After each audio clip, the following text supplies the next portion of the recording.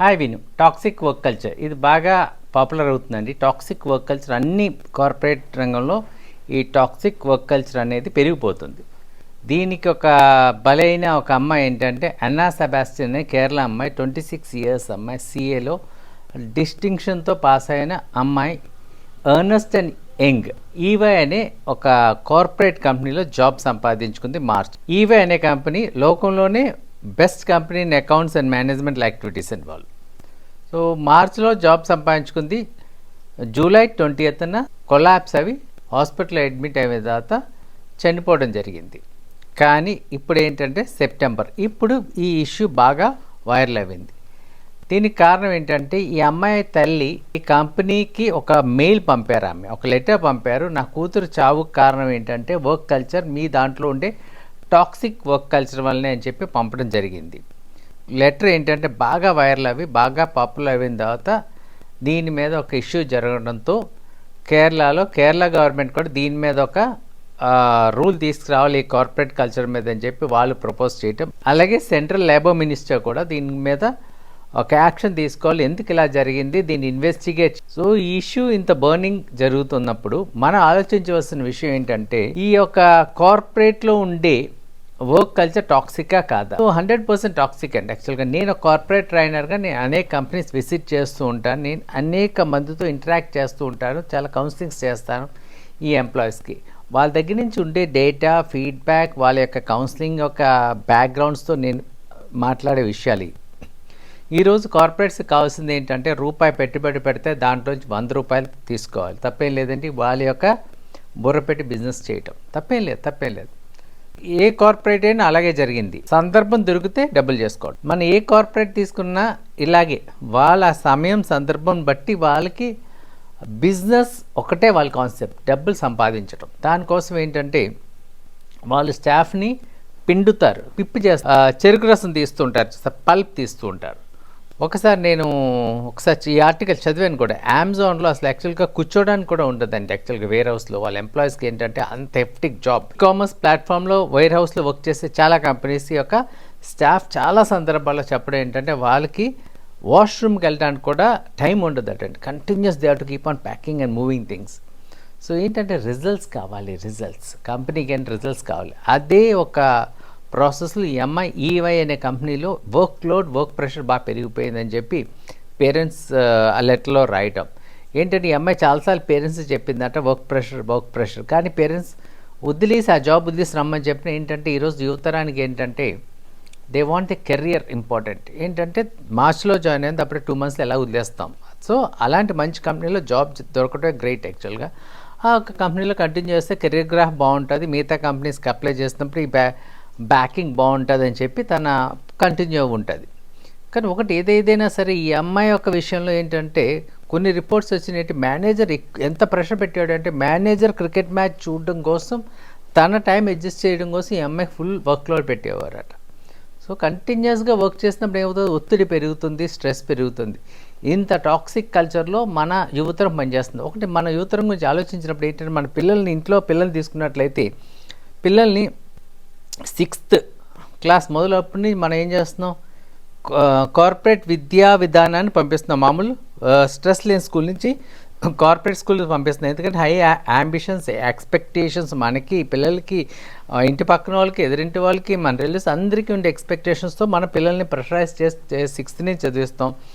ఐఐటీలు అని చెప్పి, నీట్ అని చెప్పి, లేకపోతే సిఏ ఫౌండేషన్ కోర్స్ అని చెప్పి ఏదో కోర్స్ మనం ప్రెషరైజ్ చేసి చదివిస్తాం. ఎలాగో 10th అయిన తర్వాత తర్వాత ఇంటర్మీడియట్కి వచ్చిన తర్వాత రెస్ట్ లేని చదువు, సండేస్ హాలిడేస్ లేని చదువుతుంటారు ఈ పిల్లలు.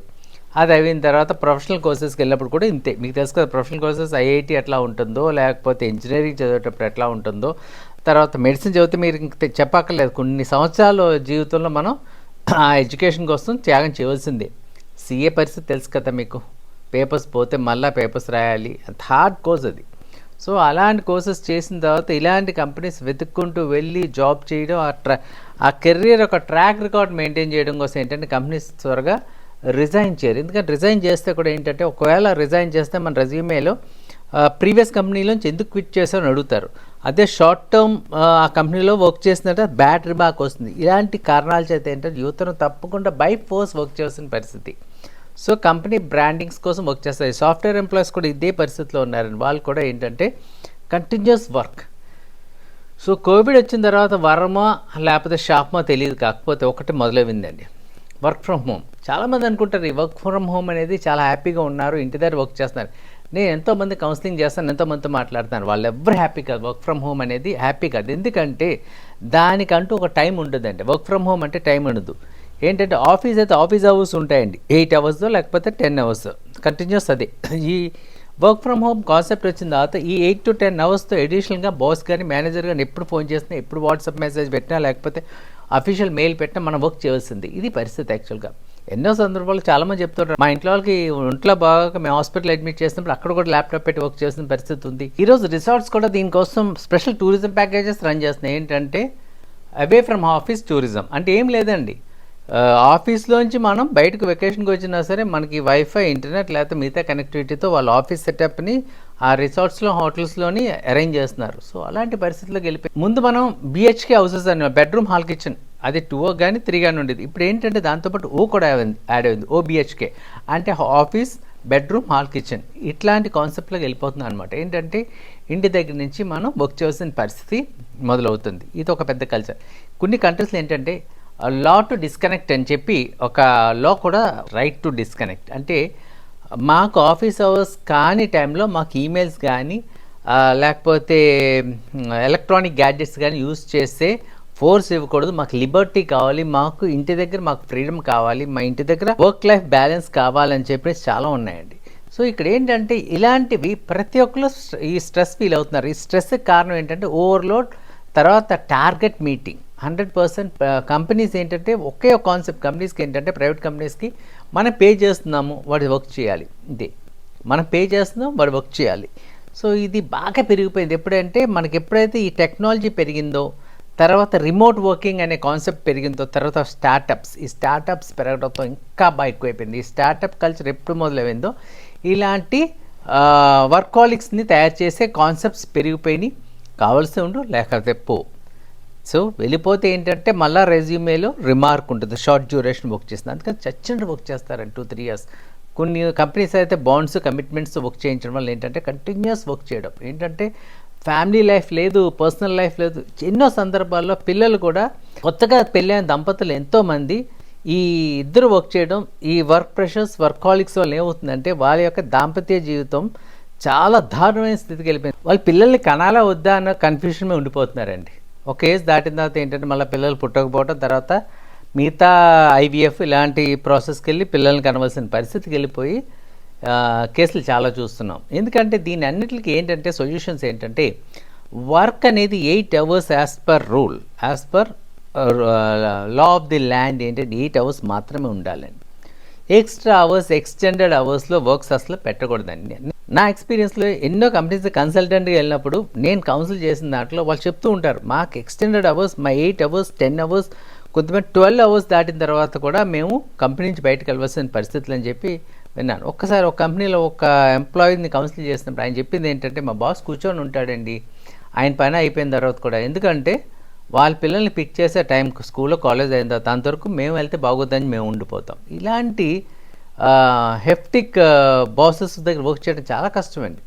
తర్వాత ఏంటంటే ఈ కంపెనీస్ కూడా ఏంటంటే కొన్ని క్రోర్స్ ఆఫ్ రూపీస్ మింట్ చేస్తుంది బిజినెస్లో, కొన్ని క్రోర్స్ ఆఫ్ రూపీస్ వాళ్ళు ఎర్న్ చేస్తారు. కాకపోతే ఎంప్లాయీ వెల్ఫేర్ అనేది ఉండదు, వెల్ బీయింగ్ అనే కాన్సెప్ట్ ఉండదు. ఏంటంటే వాళ్ళకి వీళ్ళని మిషన్లు వేసి పిండాలంతే. So well being, employee well being, wellness అనే కాన్సెప్ట్ చాలా ఇంపార్టెంట్ కాన్సెప్ట్. చాలా కంపెనీస్ దీన్ని దూరం పెడతాయి. ఆ కంపెనీస్లో అన్ని డిపార్ట్మెంట్స్ ఉంటాయి, కాకపోతే ఈ డిపార్ట్మెంట్ ఉండదండి. ఒక కౌన్సిలర్ కానీ, సైకాలజిస్ట్ కానీ, ఒక కంపెనీలో ఇంతమంది ఎంప్లాయీస్ ఉంటే అక్కడ తప్పకుండా ఉండాలని రూల్ కూడా ఉందండి.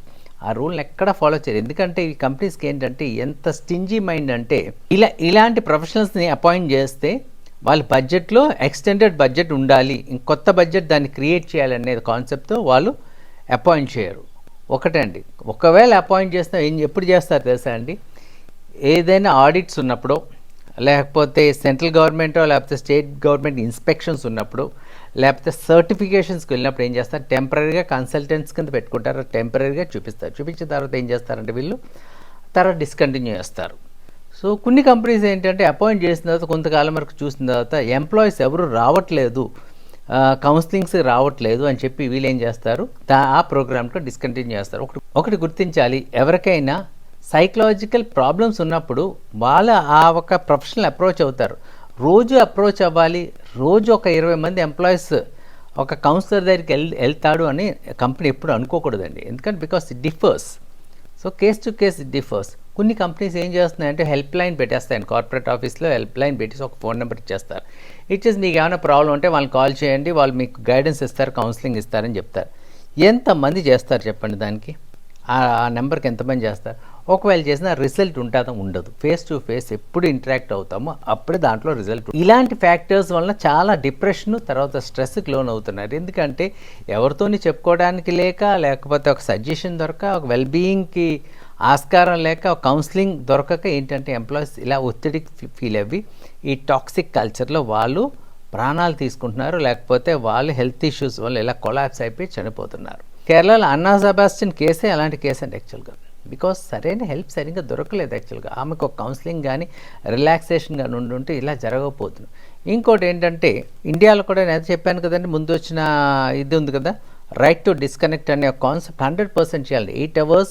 అదేవిధంగా at home no office activity, no emails, no gadgets, no communication అనే కాన్సెప్ట్ 100% ఇంప్లిమెంట్ చేయాలి. తర్వాత ఏంటంటే కంపెనీస్లో యాక్చువల్ కంపెనీ యాక్ట్ ప్రకారంగా లీవ్స్ ఉంటాయండి, వాళ్ళకి ఎర్న్ లీవ్స్ తప్పకుండా ఉంటాయి.